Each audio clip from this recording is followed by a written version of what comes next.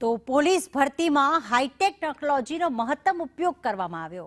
Police ભરતી બોર્ડના અધ્યક્ષ નિર્જા ગોટરુએ નિવેદન આપ્યું છે કે ટેકનોલોજી, પારદર્શિતા અને ઝીરો એરરનો ત્રિવેણી સંગમ થયો। સમગ્ર ભરતી પ્રક્રિયામાં ટેકનોલોજીના મહત્તમ ઉપયોગ કરવામાં આવ્યો।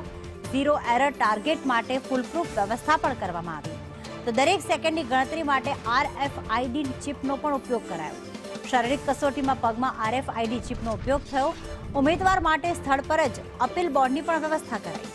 10 લાખથી વધુ ઉમેદવારો વચ્ચે સ્પર્ધા યોજાઈ। ગાંધીનગરમાં ગુજરાત પોલીસ ભરતી બોર્ડમાં જે ટેકનોલોજીનો ઉપયોગ કરવામાં આવ્યો છે તે અંગે ઝીરો એરરનો ટાર્ગેટ રાખવામાં આવ્યો હતો। તો ટેકનોલોજીના મહત્તમ ઉપયોગ સાથે ઝીરો એરર ટાર્ગેટ માટે ફૂલપ્રૂફ વ્યવસ્થા કરવામાં આવી હતી। અને જે ગુજરાત પોલીસ ભરતી બોર્ડના જે અધ્યક્ષ છે નિર્જા ગોટરુ, તેમણે કહ્યું કે શારીરિક કસોટીમાં જે ઉમેદવારો હતા તેમના પગમાં RFID ચિપ રાખવામાં આવી હતી, જેના કારણે એક સેકન્ડની પણ ગણતરી થઈ શકે।